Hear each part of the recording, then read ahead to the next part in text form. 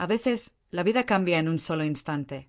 Un instante tan inesperado que ni siquiera te das cuenta de que todo lo que dabas por seguro está a punto de desmoronarse. Para mí, ese instante comenzó con una llamada de teléfono. Una llamada aparentemente rutinaria que se convirtió en la puerta de entrada a una pesadilla que nunca imaginé vivir. Me llamo Emily Carter, tengo 30 años y durante casi una década viví en Fort Collins, una ciudad que para muchos es tranquila, casi predecible. Me había acostumbrado a la rutina, levantarme temprano, preparar mi café y dedicarme a mi trabajo como ingeniera de software en una empresa de ciberseguridad. No era alguien que buscara riesgos innecesarios, disfrutaba de la calma, de los pequeños detalles, de sentir que controlaba mi vida. Mi familia siempre fue una mezcla de cariño y tensiones ocultas. Mis padres, Robert y Linda, trabajaron toda su vida para darnos a mí y a mi hermana, Hannah, un hogar estable. Y aunque crecimos juntas, entre nosotras siempre existió una sombra. Hannah era la brillante, la extrovertida, la que nunca pasaba desapercibida. Yo, en cambio, era la silenciosa, la que prefería observar en lugar de ser el centro de atención. Con los años, esas diferencias se hicieron más marcadas. Yo encontré satisfacción en la rutina y en el trabajo duro, mientras que Hannah parecía necesitar más reconocimiento, más lujos, más miradas sobre ella. Pese a todo, siempre creí que, en el fondo, éramos familia, y que eso lo hacía indestructible. Pero estaba equivocada. La llamada llegó una mañana de otoño, mientras revisaba mi correo electrónico antes de salir de casa. El teléfono sonó con el número de un banco que apenas conocía. Contesté con la tranquilidad de quien cree que se trata de un error administrativo, quizás una confusión con mi cuenta de ahorros.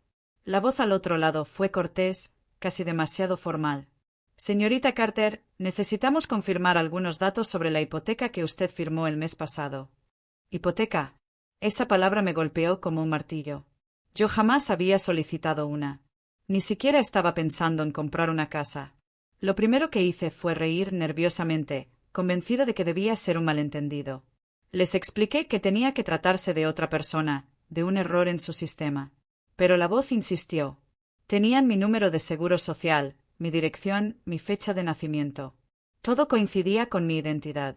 Y, según los documentos que el banco tenía en sus manos, yo había firmado un préstamo de $600,000 para una propiedad en Greenwood Village. El mundo se me vino abajo. Sentí que el aire se me escapaba de los pulmones, que mi vida entera se tambaleaba sobre un vacío invisible. Los siguientes días fueron una mezcla de llamadas, correos y noches en vela.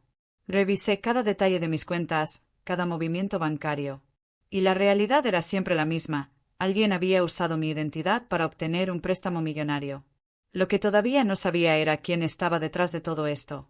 Durante los días siguientes, mi vida se convirtió en un torbellino de correos electrónicos, llamadas y visitas al banco. Cada respuesta que recibía abría nuevas preguntas, y cada papel que caía en mis manos parecía hundirme más en un misterio que llevaba mi propio nombre en la portada. El banco me envió copias de todos los documentos relacionados con la hipoteca. Recibí un sobre grueso, cargado de páginas firmadas, sellos notariales y contratos oficiales. Recuerdo cómo mis manos temblaban al abrirlo, como si sostuviera una bomba que estaba a punto de estallar. Allí estaba mi nombre completo, Emily Jane Carter. Allí estaba mi número de seguro social. Allí estaba mi dirección personal. Todo coincidía, menos una cosa. La firma. La primera vez que la vi, un escalofrío me recorrió el cuerpo. Era mi nombre, sí, pero no era mi letra. Era una imitación burda, demasiado temblorosa, demasiado forzada. Como si alguien hubiera practicado durante horas hasta lograr algo parecido a mi rúbrica. Fui directamente a la policía para reportar el fraude. Me asignaron a un detective que escuchó mi relato con calma, como si no fuera la primera vez que alguien caía en una situación así.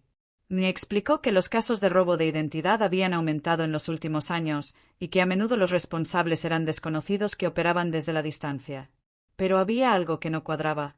Este fraude no era un intento genérico. No era un hacker robando datos al azar. Esto era personal. Los documentos contenían detalles que no estaban en ningún registro público. Mi segundo nombre, la dirección exacta de mi primer apartamento, incluso mi antiguo número de teléfono fijo. Información que alguien muy cercano debía conocer. Esa noche apenas pude dormir. Me acosté con los papeles extendidos sobre la mesa de la cocina, repasando cada detalle como si fueran piezas de un rompecabezas imposible. Y entonces lo noté, una dirección de correo electrónico que aparecía en los formularios de contacto del banco. No era mía. Nunca había visto esa dirección. Pero la estructura, el patrón de letras y números, me resultaba inquietantemente familiar. De repente, un recuerdo me golpeó. Años atrás, mi hermana Hannah había creado un correo similar, con las mismas iniciales y un número de la suerte que solía usar en todas sus contraseñas. No quería creerlo. Me negaba a siquiera considerarlo. Pero la idea comenzó a clavarse en mi mente como una espina. ¿Podía ser ella? ¿Mi propia hermana?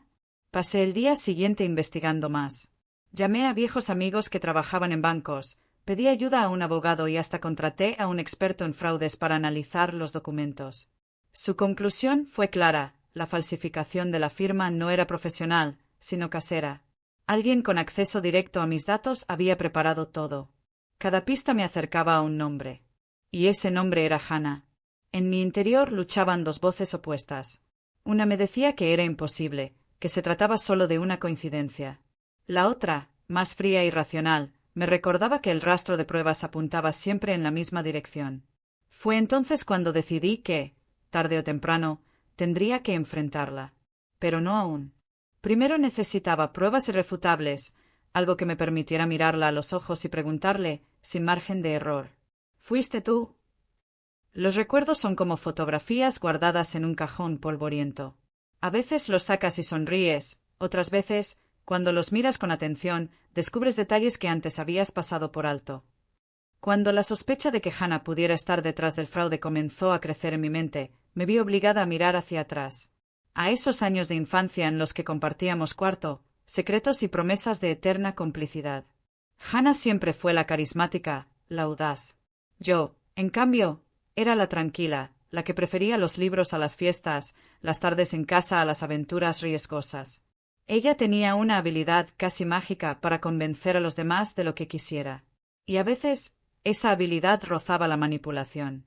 Recuerdo una vez, cuando tenía apenas 15 años, que descubrí que había usado mi credencial escolar para colarse en un concierto al que no podía entrar por la edad. Me juró que era solo una travesura, que no había daño real, que todo quedaría entre nosotras. Y así fue. Nunca se lo conté a nuestros padres. Con los años, estos pequeños episodios se acumularon como piedras en un río. Un examen que nunca presentó pero que dijo haber aprobado gracias a que alguien la había ayudado con el sistema informático. Un préstamo que pidió a una amiga usando mi nombre como garantía moral. Cosas que en aquel momento parecían inocentes, incluso graciosas, pero que ahora, con todo lo que estaba ocurriendo, adquirían un tono mucho más oscuro. Me sentía dividida. La amaba, porque era mi hermana. La misma niña con la que compartí noches de confidencias y sueños. Pero también empezaba a verla como alguien capaz de cruzar límites que yo jamás me habría atrevido a tocar. Mientras repasaba estos recuerdos, me invadía una sensación de traición anticipada. No tenía pruebas definitivas aún, pero mi corazón ya me estaba preparando para lo peor. Era como si mi memoria me estuviera gritando: siempre estuvo frente a ti, solo que no quisiste verlo. Un día, encontré una foto vieja en la que aparecíamos juntas en la universidad. Detrás de la imagen, con su letra, había escrito una dedicatoria: nosotras contra el mundo, pase lo que pase. La sostuve entre mis manos durante varios minutos, sintiendo un nudo en la garganta. ¿En qué momento había pasado de ser mi aliada más fiel a convertirse en la principal sospechosa de arruinar mi vida? La gota que colmó el vaso llegó cuando volví a mirar los documentos del banco. El correo electrónico sospechoso no solo se parecía al que ella solía usar, también estaba vinculado a un número de teléfono que yo reconocí de inmediato. Era el número que había tenido antes de cambiar de línea, uno que todavía recordaba porque lo usaba para registrarse en todas partes. Ya no era una corazonada. Era una certeza en construcción.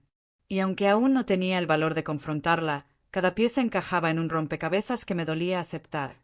Esa noche, frente al espejo, me hice la pregunta que llevaba días evitando. ¿Qué harías si fuera verdad? Si tu propia hermana hubiera puesto en riesgo tu futuro por dinero. El silencio que me devolvió mi reflejo fue más aterrador que cualquier respuesta. Cuando la duda se convierte en una sombra constante, no queda otra opción que encender una luz. Después de días de insomnio, decidí que no podía quedarme esperando una revelación espontánea. Si quería respuestas, tenía que buscarlas yo misma. Lo primero que hice fue regresar al banco. Pedí una reunión con el gerente que había llevado mi caso. Le expliqué que sospechaba de alguien cercano, alguien que tal vez había tenido acceso a mis datos personales. El hombre me miró con una mezcla de comprensión y sorpresa. Señorita Brennan, me dijo, si realmente cree que su identidad fue utilizada por alguien que conoce, entonces tenemos que actuar con mucho cuidado. Cada paso debe quedar registrado. Me entregó una carpeta más detallada de los documentos. Revisándolos, vi algo que antes había pasado desapercibido. En una de las solicitudes aparecía un número de referencia vinculado a una dirección IP.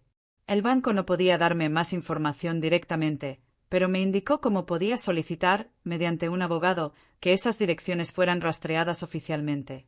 Fue entonces cuando contacté a una abogada local, la señora Martínez. Su tono era firme, sereno, pero no indulgente. Emily, esto es grave.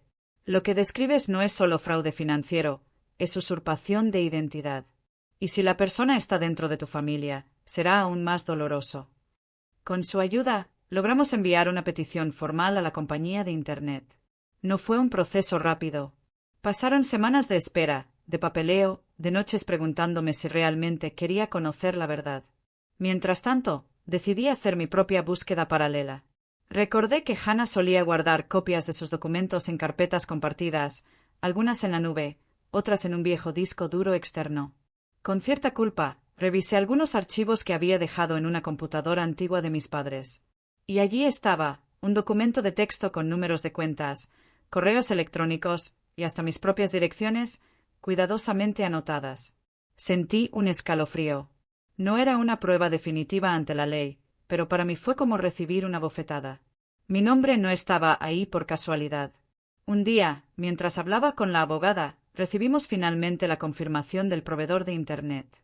La dirección IP desde la que se había gestionado la hipoteca estaba registrada a nombre de Hannah Brennan. No había margen de error. Me quedé en silencio durante varios segundos. La abogada me preguntó si estaba bien, pero yo apenas podía responder. Por un lado, mi intuición había acertado. Por otro, mi peor miedo acababa de hacerse realidad. Esa noche, en mi apartamento, caminé de un lado a otro durante horas. Tenía la verdad en mis manos, pero también un dilema. ¿Debía confrontarla directamente? ¿Debía denunciarla de inmediato? Cada opción era como una herida distinta. Finalmente, comprendí que no podía seguir ocultando la tormenta que estaba por estallar. Tenía que mirarla a los ojos y preguntarle, ¿por qué? Y así fue como decidí organizar una cena familiar. Una cena que, bajo la apariencia de una reunión normal, sería el escenario de una confrontación inevitable. Las verdades más dolorosas no se gritan, se dejan caer como piedras en el silencio. El día de la cena llegó. Había preparado la mesa con esmero, como si de alguna manera la normalidad pudiera disfrazar la tormenta que se avecinaba. Velas encendidas, platos sencillos, copas de vino, todo parecía armonía. Pero dentro de mí, cada latido era un tambor de guerra. Hannah llegó sonriendo, como siempre, con ese aire despreocupado que tanto la caracterizaba. «Qué rico huele», dijo mientras dejaba su abrigo en el sofá. «Tenía ganas de pasar una noche tranquila contigo». «Tranquila», pensé. La palabra me atravesó como un cuchillo. Nos sentamos y empezamos a cenar. Conversaciones ligeras, trabajo, amigos, recuerdos de la infancia. Yo asentía, reía por momentos, pero cada gesto era una máscara. En mi mente, solo repetía una frase, tienes que decirlo. Hoy. Cuando llegó el momento del postre, respiré hondo y dejé la cuchara a un lado. Hannah, necesito hablar contigo de algo serio. Ella levantó la mirada, sorprendida por el tono. Claro, ¿qué pasa? Mi voz temblaba, pero seguí adelante. Hace semanas recibí una llamada del banco. Descubrí que alguien sacó una hipoteca enorme usando mi nombre. Vi cómo sus ojos se abrieron apenas un segundo, antes de recomponerse. Fue una reacción mínima, pero suficiente para confirmar lo que ya sabía. ¿Y qué tiene que ver eso conmigo?, preguntó, intentando sonar tranquila. Entonces puse sobre la mesa la carpeta con las pruebas, copias de documentos, capturas de pantalla y, finalmente, la confirmación del proveedor de Internet con su nombre. El silencio se volvió pesado, como si las paredes mismas contuvieran la respiración. Esa dirección IP está registrada a tu nombre, Hannah. Eres tú. No lo niegues. Ella bajó la mirada. Sus manos jugaron nerviosas con la servilleta. Finalmente, murmuró. ¿No entiendes? Yo no tuve opción. Mi corazón se encogió. ¿No tuviste opción? Robaste mi identidad, hipotecaste mi futuro, y dices que no tuviste opción. Su voz se quebró. Estaba ahogada en deudas, Emily. No podía más. Vi la oportunidad y pensé que nadie lo descubriría. Solo necesitaba un respiro, un poco de dinero para arreglar mi vida. No quería hacerte daño. Pero lo hiciste, le respondí, con lágrimas en los ojos. Si no lo hubiese descubierto, habría terminado en la ruina. Y lo peor no es el dinero, Hannah, es la traición. Eres mi hermana. Ella también lloraba ahora. Lo sé, y cada día me odio por ello. El silencio volvió a caer. Ninguna de las dos podía encontrar palabras que repararan el abismo abierto entre nosotras. Finalmente, me levanté de la mesa. No puedo decidir ahora qué haré, pero esto no puede quedar así. Necesito justicia, aunque me duela. Hannah asintió, derrotada. No intentó excusarse más. Sabía que la verdad estaba desnuda sobre la mesa y que nada podría volver a ser como antes.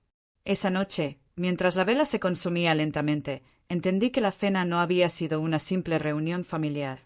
Había sido el final de una historia de confianza y el inicio de una guerra inevitable. Cuando la justicia entra en la familia, nada vuelve a ser lo mismo. La mañana después de la confrontación, me desperté con los ojos hinchados de tanto llorar. La casa estaba en silencio, pero dentro de mí el ruido era ensordecedor. Cada rincón me recordaba la conversación de la noche anterior, cada objeto parecía señalar la herida que acababa de abrirse entre Hannah y yo. Sabía que no podía dejarlo pasar. Por más que me doliera, por más que una parte de mí quisiera protegerla, había un delito. Y si lo callaba, sería yo la responsable de cargar con las consecuencias. Con el corazón encogido, llamé al banco y después a la policía. Al principio, mi voz temblaba. Quiero denunciar un fraude de identidad. La persona responsable es mi propia hermana. La oficial al otro lado de la línea se quedó en silencio unos segundos, como si intentara procesar lo que acababa de oír. Finalmente, me pidió los documentos y pruebas. Yo los envié uno a uno, sintiendo que cada archivo era un ladrillo en el muro que me separaba para siempre de Hannah. Días después, la policía la citó a declarar. Yo estaba presente, en la sala fría y aséptica de la comisaría. Cuando entró, vi su rostro cansado, pero aún intentaba mantener la dignidad. Señora Hannah Brennan, está acusada de fraude, suplantación de identidad y falsificación de documentos. Sus ojos buscaron los míos, como pidiendo clemencia. Pero yo no podía devolverle la mirada. Sabía que si lo hacía, mi decisión flaquearía. El interrogatorio fue largo. Preguntas técnicas, detalles sobre firmas, contratos, cuentas bancarias. Hannah trataba de justificarlo. No lo hice por maldad. Fue desesperación. No sabía a quién acudir. El oficial fue tajante. Eso no cambia los hechos. El daño está hecho, y las pruebas son claras. Cuando terminó, la dejaron en libertad provisional mientras el caso pasaba al tribunal. Esa noche recibí mensajes de ella.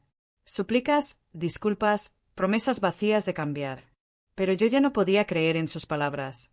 El día del juicio fue aún más duro. Sentarme frente a un juez, con mi hermana en el banquillo de los acusados, fue como asistir a un funeral, el funeral de nuestra relación. Los abogados presentaron pruebas, yo tuve que testificar. Mi voz se quebraba, pero cada palabra era necesaria. Sí, ella usó mis datos. Sí, hipotecó mi futuro. Sí, fue mi propia hermana. Hannah lloraba, y parte de mí también lo hacía por dentro.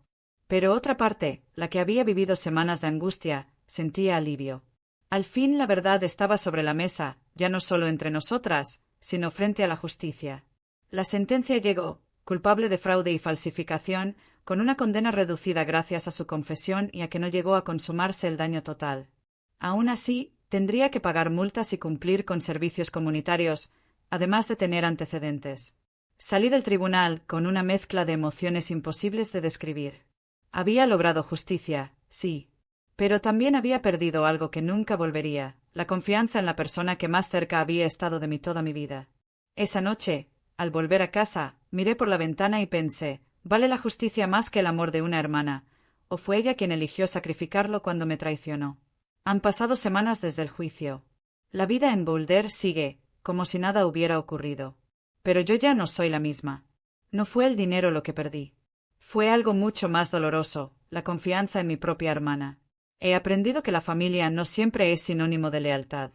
Y que, a veces, protegerte a ti misma significa poner límites incluso a quienes más amas. Hoy camino más ligera, aunque llevo una cicatriz invisible. Recuperé mi nombre, mi libertad, pero a un precio incalculable. En las noches tranquilas, miro las montañas desde mi ventana y me pregunto, ¿a quién le confías tu vida? ¿Qué harías si la traición viniera de tu propia sangre?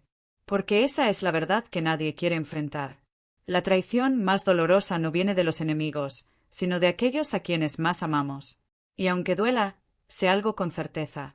La verdad siempre sale a la luz. Y aunque hiera, es la única forma de ser libre.